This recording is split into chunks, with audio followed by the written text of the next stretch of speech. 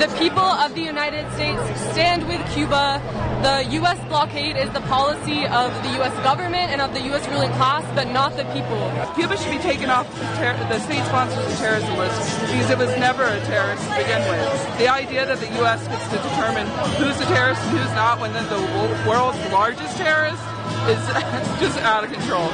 I don't think they belong on the state-sponsored terrorist list, because if anyone has been committing terrorism in the world, it's the United States government across the global south against Cuba.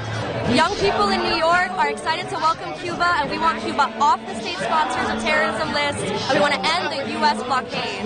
This embargo must be ended now. Cuba must be taken off this godforsaken terrorist list, and Cuba must be allowed to live. Illegal, immoral, unjust. That the United States would do this to human beings is unconscionable.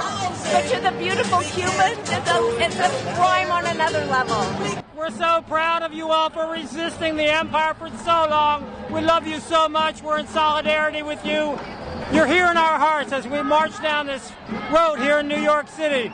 We New Yorkers say, take Cuba off the state sponsors of terrorism list, let Cuba be free, end the blockade now.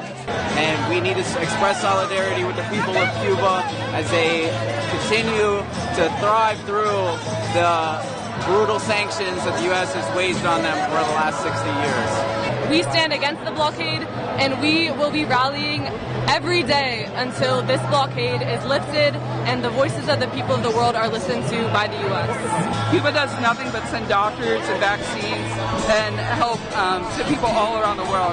Cuba is actually the most humane society I know of, so get them off the list.